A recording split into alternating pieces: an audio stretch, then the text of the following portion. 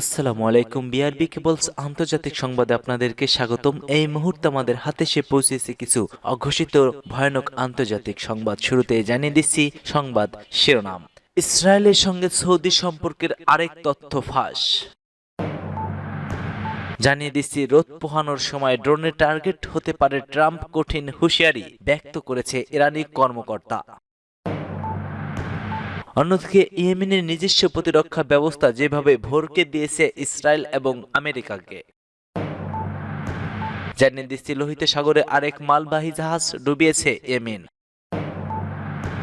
এবং সর্বশেষ জানিয়ে দেব ইসরায়েলের আলোচনা, জাতিসংঘের বিশেষ দূতের উপর মার্কিং নিষেধাজ্ঞা। এতক্ষণ শুনছিলেন সংবাদ শিরোনাম, এবার বিস্তারিত। তবে তার আগে আপনি যদি ইরানকে সমর্থন করে থাকেন অবশ্যই কমেন্ট সেকশনে ইয়েস লিখে আপনার সমর্থনটি নিশ্চিত করুন। আর ভিডিওটি যদি ভালো লাগে অবশ্যই একটি লাইক করবেন। পরবর্তী আপডেট পেতে চ্যানেলটিকে সাবস্ক্রাইব করার অনুরোধ রইল।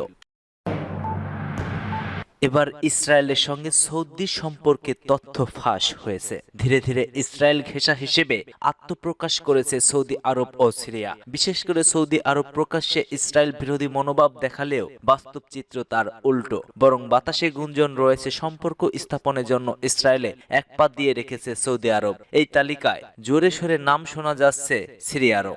এবার প্রকাশ্যে এলো চাঞ্চল্যকর তথ্য। ইসরায়েলের পার্লামেন্ট নেসেটের অধিবেশনে যোগ দিয়েছে সৌদি ও সিরিয়ার দুই নাগরিক। গাজায় ইসরায়েলের চলমান গণহত্যার মধ্যেই নেসেটের অধিবেশনে দেখা যায় ওই দুইজনকে। দ্য নিউ আরব জানিয়েছে তাদের মধ্যে রয়েছে সৌদি আরবের সুপরিচিত সাংবাদিক আব্দুল আজিজ আল খামিস। অপরজন হলেন সাদি তিনি সিরিয়ার একটি হাসপাতালের সাবেক পরিচালক ও বর্তমানে একটি এনজিওর প্রধান নির্বাহী কর্মকর্তা হিসেবে রয়েছেন। আল খামিস ও মার্তিয়ানি নেটেসের the caucus to promote a regional সিকিউরিটির এগ্রিমেন্ট নামে একটি সেশনে যোগ দেন। আরব রাষ্ট্রগুলোর সঙ্গে সম্পর্কে স্বাভাবিককরণ ও নিরাপত্তা সহযোগিতার জন্যই মূলত নেসেটের এই গ্রুপটি গঠন করা হয়েছে। এদিকে প্রায় একই সময় সৌদি সফরে গিয়ে আলোচনা জন্ম দিয়েছে ইউরো ভিত্তিক আরব ও মুসলিম ইমাম ও শেখদের একটি দল। ওই ইমামরা ইসরায়েলের প্রেসিডেন্ট আইজ্যাক হারজেগের সঙ্গে সাক্ষাৎ করেন। রোদ পোহানোর সময় ড্রোনের টার্গেট হতে পারে ট্রাম্প, ইরানি কর্মকর্তার কঠিন হুঁশিয়ারি। মার্কিন প্রেসিডেন্ট ডোনাল্ড ট্রাম্প এখন আর তার ফ্লোরিডার বিলাসবহুল বাসভবন মার আ লাগোয় নিশ্চিন্তে সূর্য স্নান করতে পারবে না। ছাদে শুয়ে রোদ পোহানোর অবস্থায় যে কোনো সময় একটি ছোট ড্রোন তার পেটের উপর বিস্ফোরিত হতে পারে, এমন সরাসরি হুঁশিয়ারি উচ্চারণ করেছে ইরানের সর্বোচ্চ নেতার ঘনিষ্ঠ উপদেষ্টা জাওয়াদ লারাজানি।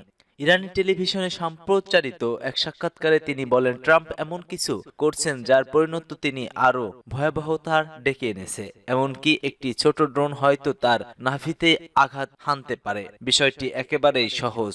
ইন্টারন্যাশনাল এর খবরে বলা হয়, জাওয়াদ লারাজানি ইরানের রাজনীতিতে অন্তত প্রভাবশালী একটি পরিবারের সদস্য এবং সুপ্রিম লিডার আয়াতুল্লাহ আলী খামেনির দীর্ঘদিনের উপদেষ্টা। তার এই বক্তব্য এসেছে এমন সময় যখন ব্লাড প্যাক্ট নামের একটি অনলাইন প্ল্যাটফর্ম আলোচনার কেন্দ্রে। ব্লাড প্যাক্ট নামের এই প্ল্যাটফর্মটি বলছে তাদের উদ্দেশ্যে ইরানের সর্বোচ্চ নেতা আলী খামেনির জীবন নিয়ে ব্যঙ্গ বা হুমকি দেওয়ার ব্যক্তিদের বিরুদ্ধে প্রতিশোধ নেওয়া। তারা ঘোষণা দিয়েছে ডোনাল্ড ট্রাম্পের বিরুদ্ধে প্রতিশোধ নিতে একটি তহবিল গঠন করা হয়েছে, যার পরিমাণ 10 কোটি মার্কিন ডলার পর্যন্ত পৌঁছানোর লক্ষ্য নির্ধারণ করা হয়েছে। ইতিমধ্যে 4 কোটির বেশি ডলার সংগ্রহের দাবি করছে তারা। ওয়েবসাইটটির হোম পেজে লেখা রয়েছে, যারা আল্লাহর শত্রু এবং সর্বোচ্চ নেতার জীবন হুমকির মুখে ফেলেছে তাদের বিচারের আওতায় আনা এবং আনতে যারা সক্ষম হবেন তাদের জন্য পুরস্কার রয়েছে। ইরানের বিপ্লবী গার্ডসের ঘনিষ্ঠ সংবাদ সংস্থা ফার্স নিউজ জানিয়েছে যে এই উপদেষ্টাগণকে সমর্থন জানিয়ে দেশে বিদেশে ইসলামী গোষ্ঠীকে পশ্চিমা দূতাবাস ও জনসমাগম স্থানে সমাবেশ করার আহ্বান জানায়।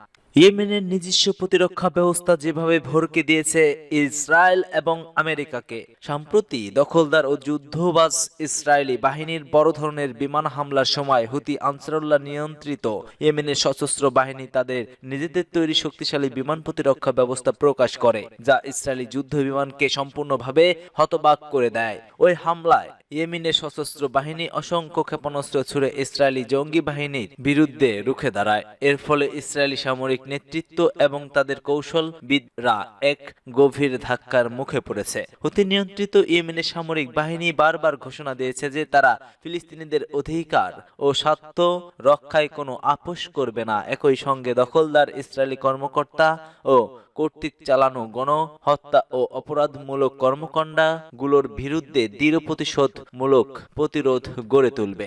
এই অবস্থান থেকে সাম্প্রতিক সময়ে ইয়েমেনের দফায় দফায় ক্ষেপণাস্ত্র হামলা দখলকৃত ফিলিস্তিন ভূখণ্ডে ইসরায়েলিদের নিরাপত্তাহীনতার মুখে ঠেলে দিয়েছে। অন্যদিকে লোহিত সাগর ও বাব আল মানদেব প্রণালী হয়ে চলাচলকারী জাহাজ, যেগুলো ইয়েমেনি বাহিনীর ঘোষিত নিয়ন্ত্রিত নিষেধাজ্ঞা উপেক্ষা করে ইসরায়েলের স্বার্থে কাজ করে যাচ্ছে, সেসব জাহাজের বিরুদ্ধে তারা হামলা চলমান রেখেছেন। এমন প্রেক্ষাপট তারা দখলকৃত ফিলিস্তিনিদের দক্ষিণ অঞ্চলের বন্দরগুলো কার্যরত অঞ্চল অচল করে দিয়েছে এবং ক্ষেপণাস্ত্র হামলার মাধ্যমে ইসরায়েলের গুরুত্বপূর্ণ বিমানবন্দরগুলো, বিশেষ করে বেন গুরিয়ন বিমানবন্দর এক চরম সংকটে পড়েছে।